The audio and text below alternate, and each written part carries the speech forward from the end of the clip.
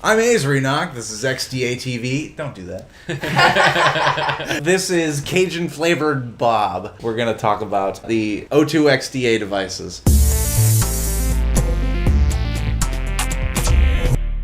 How long have you been on XDA? I originally came to XDA somewhere in 04 when I got my first actual PDA device.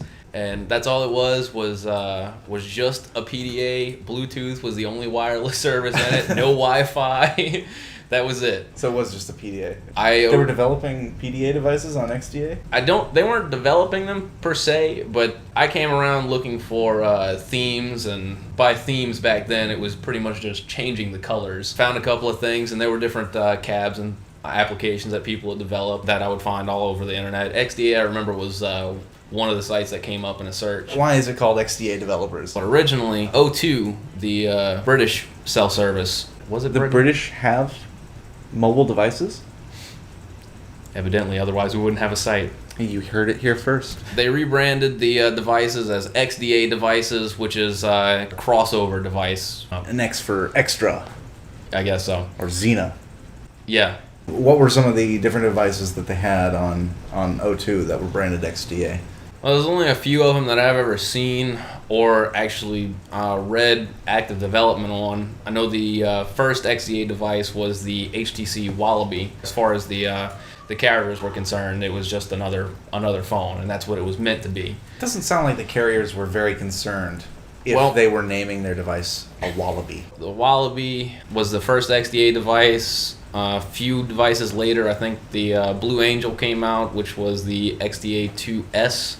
And I know the HTC Titan was one of them, the original Touch Pro. Most of the features of the devices were relatively similar. A lot of them featured GPRS edge connection. Some ended up integrating Wi-Fi. Most all of them had Bluetooth, which was a relatively unknown wireless technology, and GPS started being introduced into some higher end devices around 2004, 2005. But for the most part, you really didn't expect to have much more than 128 megahertz processor, maybe 32 or 64 megabytes of RAM. And there wasn't much push to go out and get a new device. No, not at all. Today, when you bought a device like that, you kept it for a long time. I mean, the real thing was that you were buying not just a phone, you were buying a portable workspace, and that's what Windows Mobile was developed for. These weren't even called smartphones. Smartphones were actually regular cell phones that ran Windows Mobile. The touchscreen devices were pocket PCs.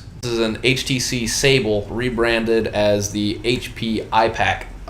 6945 is the model number. Crappy 240 by 240 QVGA display. Although it did have a very nice keyboard integrated into it. The device shipped with Windows Mobile 5 and was never given an official upgrade. A few users on XDA actually ended up getting Windows Mobile 6.1 to run on it. There's a stylus included with it. There were only a couple of Windows Mobile devices that had capacitive displays.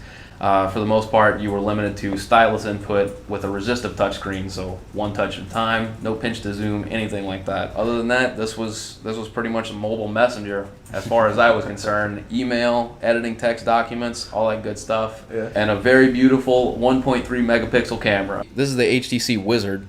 O2 had it as the XDA 2S. The other thing to note is that updating ROMs for these things was a pain in the butt. It took me about 15 minutes to get that ROM loaded on there. Now, what was the App Store on the Windows Mobile devices like? What App Store? We didn't get an App Store until Windows Mobile 6.5 came out. Yeah. And I think our App Store lasted maybe a year before Microsoft pulled the plug on that one. So the next one I have is my personal favorite, HTC Rhodium, the Touch Pro 2. This is a custom ROM by Wildchild that I've still got loaded on it, running Cookies Home tab. But this is what Sense looked like before it hit Android. You had different tabs instead of widgets to scroll through different things. You have Windows Mobile, standard interface, and you have Sense. It was a big upgrade, and many people were very thankful to have it when it came out. The other thing that I really enjoyed about this particular device was the keyboard. And as almost everyone can tell you who has owned one of these things, this keyboard is one of the best keyboards ever made for any device. Windows Mobile 6.5 still has the same messaging application that it did all those years ago. The email system on the device was always meant to be synced with your computer, download all the messages so you can take it and reply on the go. When you sync it later, it sends all your replies. It wasn't even until, I think it was 2003, that they started integrating cellular radios into the devices. The text messaging application works on the same platform. They just included the radio and had to update everything so it would send immediately instead of sending 10 hours from now. Yeah. That makes a lot So of it's sense. just it was a mobile device and a phone second, and that's how people would buy their PDAs or smartphones. If it had a phone included, that's fantastic. That's one less device that you had to carry around. Right. But Windows Mobile was never intended to be used as a phone platform.